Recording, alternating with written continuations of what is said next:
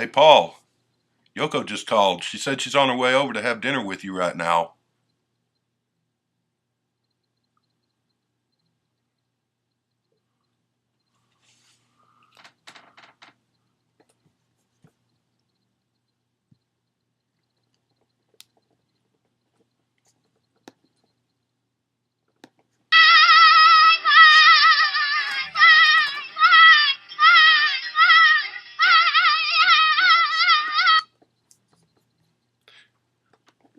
It's a talented girl there.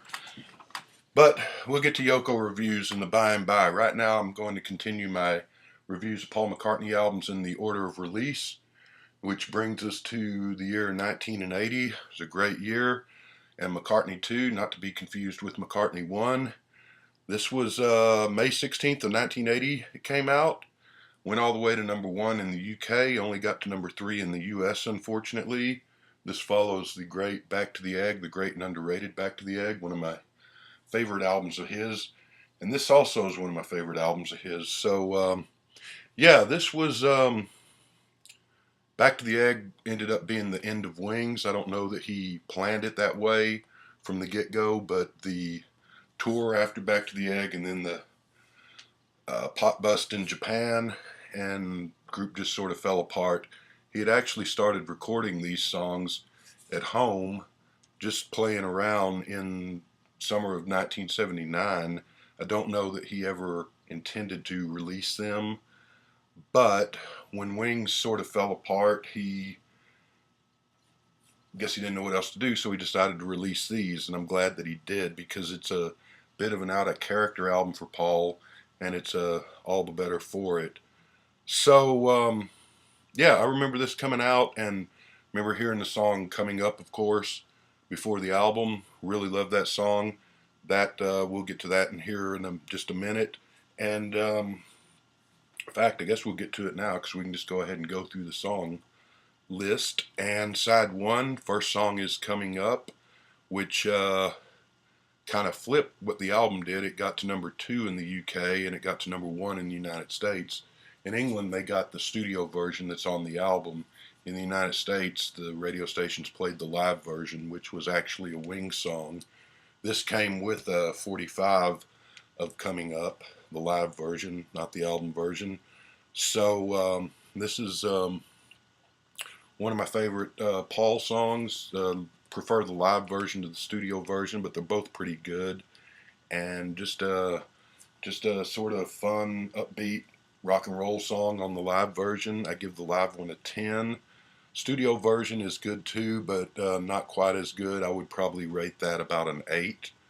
But it's a good start. So we go to song number 2, Temporary Secretary, which is one of those songs that people either love or hate. You really don't find any or many people in between on that song. I happen to love it. I think it's just a bonkers, goofy synth pop song, right in with the whole 80s new wave thing that was blowing up. And I really love the I know how hard it is for young girls these days line. It's one of my favorite songs of his too. It's just a goofy bit of fun. I'm going to give that a 10. Then we sort of get to a little bit more normal type music, I guess, with On the Way, which is a slow blues, almost sort of a hard rock song, slight hard rock, but in a way, not a whole lot of a song, but it sounds really good when you're listening to it. I mean by that, it's not a song that you're going to think of, or I don't think of it very much other than when I'm just listening to this album. It's not a song that is a go-to song or anything, but when it's on, I sure enjoy it. So I'm going to give that one a 7.5. Then we go to the other single from the album, Coming Up being the first, Waterfalls, which didn't do as well. It did all right in England. It got to number 9. Didn't chart at all in America, and that was, I believe, the first Paul McCartney single not to chart at all in America. So not a very good precedent there. I'm not crazy about this song. I like the I Need Love bits. I don't like what seems to be the message of never step outside your comfort box and never take a chance. I'm not sure if he meant that ironically or if he was actually saying that, but that's what I got off of it, and I think that's a pretty bad message. Um, it's a pretty song, but it's a song that almost gets there but doesn't quite make it in my opinion. I think it goes on a little too long too. It's got some nice aspects to it, but overall it just doesn't quite make it. So I'm going to give that a 5.5. Do remember the video with the polar bear was kind of fun, and I do remember the video for Coming Up, which was a lot of fun because it was the first time that Paul sort of re-embraced his Beatle past, other than having sung a couple of Beatles songs on the '76 tour. But I mean, with the Hofner bass and the Beatle get up and so forth. So now we go to song number 5 on side 1, which is Nobody Knows, which is a kind of a slightly rockabilly song, kind of, and I don't know that he was influenced by this or not, but because he probably started recording this before, but the sort of like he's trying to do a little bit of a Clash thing from London Calling, even though that album came out after he had started recording this, so probably not. But it sounds like that. I suspect he's just goofing around in his home studio with his song, but he's having fun with it. It's kind of just a disheveled mess of a song, sort of a let it be, kind of like some of the songs on London Calling, like I said, or at least it reminds me of them in spirit, if not in actual sound. I like it. It's a lot of fun. I'm going to give it an 8. And that is side 1. So we'll take a minute to look at the cover. We'll look at the inside cover. There's Paul with some birds on the sea somewhere and a rainbow. And there's Patty Duke Paul on the back. I really love this cover. It's one of my favorite of his album covers too. I think that's just a great picture and always enjoyed that. I remember the first time I picked up the heard Coming Up on the radio and really liked it. And when I went in the record store, first time I can remember seeing this for the first time when I walked in the record store when it came out and picked it up. So always liked that cover. But we go to side 2. Front Parlor is the first song, which is an instrumental, kind of a weird song. Sounds to me a bit like the music that the old snow cone and ice cream trucks used to play when they were driving down the road, mixed with a little bit of krautrock sound, mixed with a vaguely oriental sound to it. For an instrumental, it's actually pretty good. I enjoy it. It's again, it's a slight song, but it's a good slight song. I'm going to give it a 6. And we'll go on to number 2, which is Summer's Day Song, which is he had, of course, and I left the inner sleeve over there, so there's a picture in the inner sleeve of him with his son, who at the time was probably like a year or 2 old, and so maybe I'm thinking this was a lullaby for his kid. Kind of sounds like that, but it sounds a little off-kilter, sort of dreamy music to it. Sounds almost slightly psychedelic in a vague way, sort of like some of the music on Piper at the Gates of Dawn, the Pink Floyd album, a little bit. And I like it a lot. I give it an 8. We go to another instrumental called Frozen Jap, which is not the most politically correct title perhaps, but yeah, it's another song where there's not a whole lot here, but it's sort of sounds like the background music in a movie soundtrack to me, sort of an action music with a little bit of an oriental flavor again, a little bit of elevator music, although it's a little more upbeat than most of your phone holder elevator music.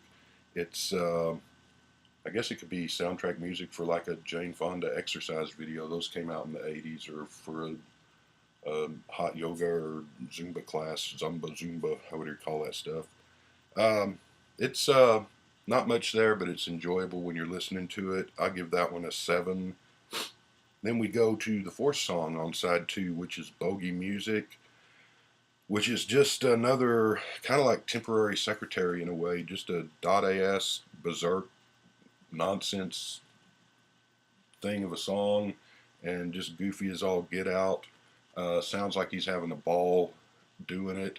I don't really know what he's going on about in this song, or most any of the songs on this album, to be honest with you. But it's a good one. I enjoy it. I'm going to give that an 8.5. We go to Dark Room, which is pleasant and nice. It's enjoyable while you're listening to it. It sort of moves along. Another one of those songs you're probably not going to really think about other than if you're just listening to this album. But I do enjoy it. I give it a 7. And we end on a down note, I think, because the last song is One of These Days, which is an acoustic ballad that's nice and pretty, but really doesn't go anywhere. And it's pretty lackluster and dull, to be honest. I'm going to give that one a 4. So I added up my scores because me and Mr. Mayo Joe started doing that. Rockboy 680 and Ross Goodall had done that all along on their album reviews. And I came up with a 74 for the whole album. Um, so on a scale of 1 to 10, I guess I would rate this a 7.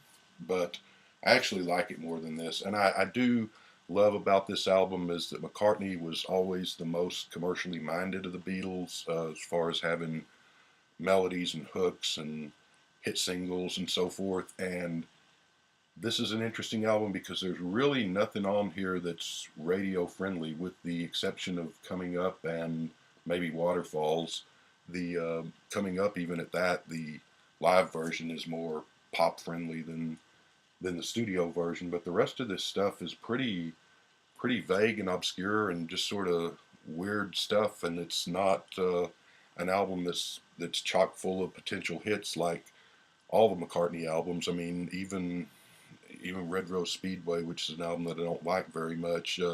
My Love might be awful, but it's catchy. I'll give it that, and not in a good way. But and even Wildlife had a couple of songs that could have been radio hits, but there's really not anything on here but those two songs that you could imagine having been played on the radio, and they weren't, other than those two songs.